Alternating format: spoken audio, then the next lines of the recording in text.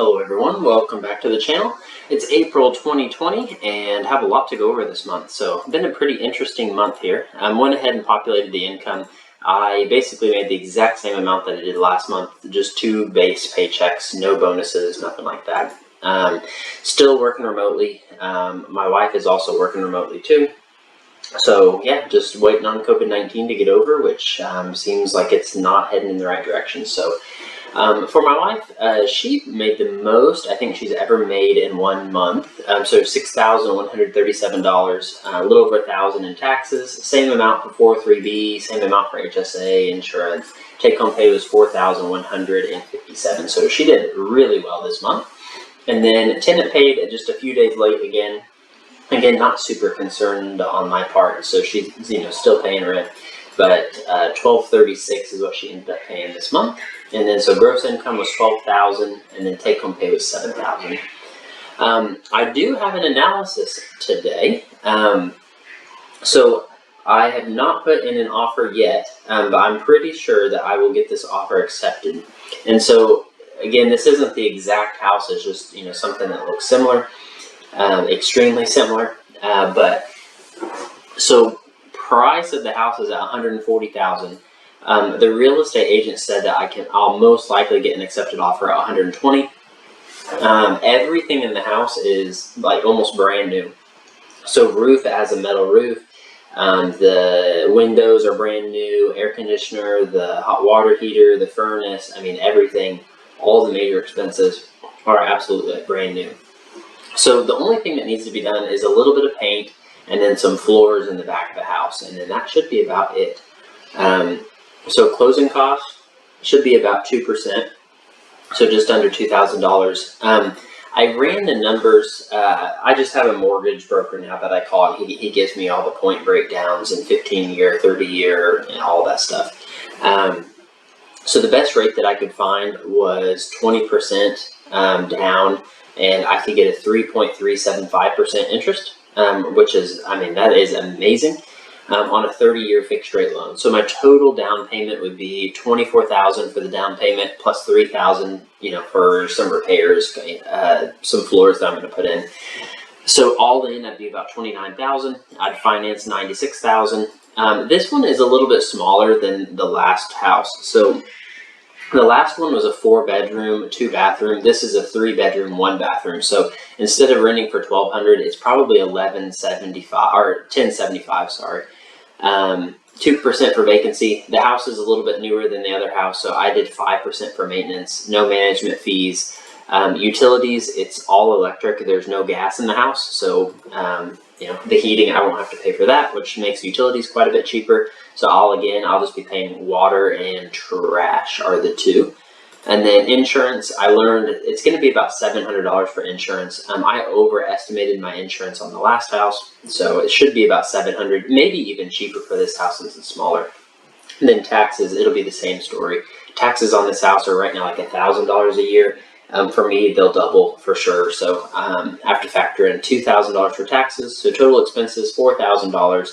So net operating income would be this $12,000 minus $4,000. So I'd make $8,600, and then I'd have to pay the mortgage, which would be $4,050. So I'd profit $4,560 a year.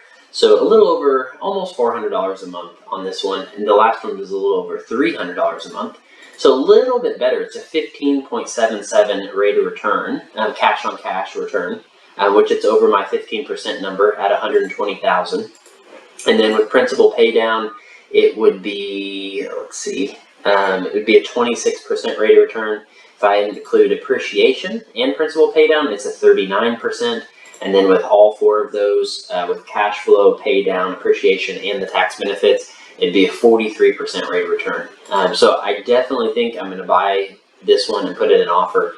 So hopefully, even if I put in an offer now, it probably would not be until June before I would close, and then probably would take me a month or so to get everything ready. So it might be July or August before I get it rented out. But this would just be a rental property. not a flip or anything like that. So we'll see if they accept my offer, but these are kind of the numbers. Looks like a 15.7% rate of return, which not very many houses in my area are that good. So we'll see what happens. So for the month of April, a couple changes. House number 4, which is the house that my wife and I live in, we've lived there almost 2 years now. I'm almost done with all the renovations and stuff, just making the outside a little bit nicer. So the house is completely different than we bought it 2 years ago, but I am moving that up to $301,000 instead of $300,000. House number 5, the first rental property, no changes there. House number 6, no changes there. No changes in the vehicles, except we did buy another vehicle this month. So my wife's parents had, I'll say, a beach house way down south, and they had leased a 2018 Honda Civic for about it was a 3-year lease, but they finished the lease out early, and so they were going to trade it in, and the place was going to give them $14,000 for it.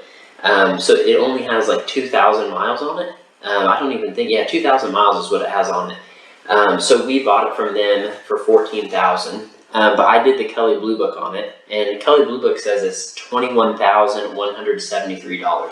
So we really weren't in the market for a new car, I guess. I mean, my wife has been driving the 2013 Honda Civic, which is doing fine. It's just, it's 7 years old now.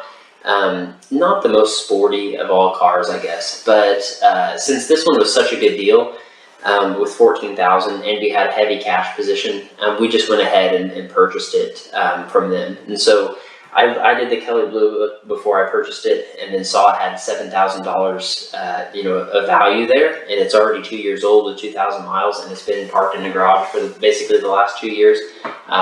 We just made the decision to go ahead and purchase it. So we didn't have any loan. We just paid $14,000 cash for it and bought it out from them. So they didn't. It was basically the same for them. They either turn it into the dealership or give it to us. And so since it was a win for us, they went ahead and just sold it to us for $14,000. So health savings account this month went up to $16,879. So it seems like the market is recovering just a little bit compared to where it was. We're still not back to the $18,000 number that we were in January, but we're heading in the right direction at least. My 401k is up to $61,197, and then employee stock purchase plan is way down. My company had some very negative news this month, and so I'm pretty sure it's not true news. There were some concerns that we weren't going to manufacture the COVID vaccines, and so we saw a lot of increase in our stock price from doing that. I work for the company, so I know for a fact that it's not true news. So we will be manufacturing COVID vaccines. So again, I can't do insider trading or make any trades off secret knowledge that I have in the company. So right now I'm just holding my stuff, for the next whoever knows how long. So just doing what I always do. My wife's 403B is up to 428, so it got some nice gains there too. So overall, $12,000 up this month, but we're still down about $8,000 from where we were in January. So not quite completely recovered yet. But house number 4, we made another payment there, so it's down to $238,513, and then house number 5 is down to $92,469. So just cranking through the debt. It looks like, about $600 a month is what we're paying off in debt, which doesn't really seem like a lot compared to how expensive the mortgages and stuff are, but that's just part of it. House number 6, if I get an accepted offer on that, I'll just be adding that here too. So I just need to watch. I don't want to get to the point where I'm like $1 million in debt based off the income that I make.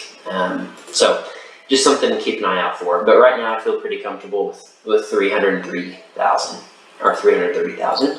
Checkings account is currently at $121,337. So it did take almost exactly $14,000, which is exactly how much the Honda cost. So I think this month was basically a wash for us. So $121,337.